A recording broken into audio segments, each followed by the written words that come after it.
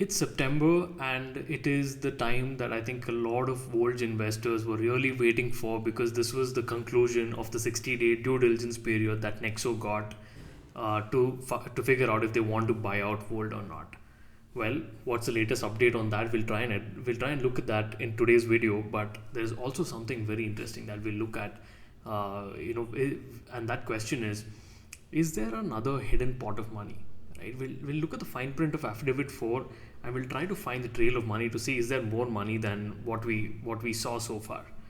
Now let's understand this. What's the first update, or what's the update on Volt now? The Nexo acquisition has been delayed, um, or at least that's what they're saying. There is nothing going to happen right now. The 60-day period is going to get extended for another period of 30 days, from 6th of September. That means at least till 6th of October. That's another month-long excruciating wait for all the holders of Volt, and that's pretty sad, honestly, because I think if not anything, by now you should have just given a haircut and moved on, because this is taking too long. Right? Of course, you have the other opportunity, like other tens of ideas of issuing tokens and raising some more VC funding and so on. But then the gap is so much that no, I don't think that's going to happen. None of the other options look anything like it'll materialize. Right? Neither will the Nexo deal. In my opinion, I don't think the Nexo deal is going to materialize. That's one. Now then, there's the other question, right? Is there a hidden pot of money, right? Because in the last few videos where I was analyzing the financials of Volt, in whatever was in public domain, we saw that I had asked you four things. Right? I told you that there are legal fees, employee costs, office costs, and other costs which we are not really aware of. Right? We're not sure how much it is, but in affidavit 4, this came up, I think, roughly about 123,000 per month. That was the employee cost that was mentioned, but that also led me to look at a few other things. Right? So what are these few things? Let's go back to affidavit 4. So if you look at affidavit 4, there is a table, I think on page 7, that says there is an estimated outflow and there is a total estimated injection of about $322,000 by 6th of November into the company. So where is this money coming from? Right. So that's in the footprint. Now you can go down to the footprint you can go down to the very end of the page, and here you see that the outflows include salaries as well as operational expenses, just payment for technology and software tools. So this is what I had mentioned to you, that there will be costs of just running the company. It's not like the assets and liabilities are going to be status quo. The liabilities will continue to increase because there are expenses like legal expenses, like salary costs, etc. that will continue to happen. There could be an office rent and whatnot if they do have an office. So where is that money coming from? The injections are derived from cash loans that may be extended from the parent company of the applicant, DeFi Holdings Pte, to the applicant for the purposes of providing working capital. Now this is very interesting. So what we knew so far was two companies, DeFi Payments and FlipVault. DeFi Payments being the Singaporean registered company, and FlipVault being the Indian subsidiary. Now there is another one called DeFi Holdings Private Limited. Now this is very interesting. This is very important to try and understand this, because Vault, in the course of the last few years, did raise a total funding of about 27 million. Right. So where is this money? Let's look at this. Right. So this is the structure that we know so far. Right. What we know so far is we knew that there was DeFi Payments, which was like a Singapore-based company that was down by roughly about 75 million. And this whole process that's going on, that's roughly happening in Singapore. Then there's FlipVault, where your INR balances, that totally belong over here. There is no visibility of the balance sheet. We have no idea. But one thing we do know is that FlipVault does owe money to DeFi Payments, and hence holders of INR are not able to get their money back. Now, recently, from this affidavit 4, what we also know is that there is some DeFi Holdings Pte. So this is interesting, because this is the company that is injecting money to pay salaries into DeFi Payments. Right. So if this company is injecting roughly $300,000+ in the 3 months leading up to November, so whose money is that? What money is that? Is that the VC funding that is sitting there? Right. We know that they raised $27 million. So is that $27 million sitting here? Because $27 million and a company like Vault with I'm guessing that they fired roughly about 70% of their employees.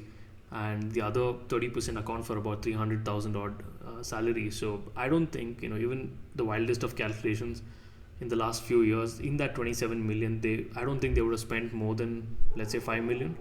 That's my wild guess. I don't think they would have spent more than 5 million, just a guess. So even assuming they spend 5 million, that's still about 22 million that's sitting here, right? Roughly 22 million that should be sitting here. So is that money actually sitting here, right? So that's the question, right? How big is that pot of money? Is that 22 million? Is that 27 million? Is that 25 million? We don't know, right? Or is there more money that has flown out of some of these companies into DeFi holding? We don't know. We have absolutely no idea, because we don't know the balance sheet of this particular company. Now the next question is, can this money be used to bridge the difference? Well, honestly no, because mostly companies do this kind of a structure to ring fence each substructures, right? Now DeFi payments itself is now on its own. Now if DeFi payments declares bankruptcy, their assets are liquidated, then the money that is sitting here in DeFi holdings does not really get affected, because this is on its own, right? This is totally on its own, unless there is some specific contract that says, DeFi holding is guaranteeing the payments here or something. But roughly, if this goes down, then DeFi holdings will continue to remain independent. So if there is some amount of money sitting there, that can be taken back by the investors or whoever has authority over it. So that's one interesting question. So most likely this money that's sitting here cannot be used to bridge the difference, if there is any money. But on moral grounds, should they? Right? I know legally probably they, they're not obligated to give this money out, but morally, should they? That's the big question. In addition to that, right, that's a trail of money that is going on. But in addition to that, what is left with Vault now? Honestly, nothing much. Raising more venture capital, nobody's going to fund you.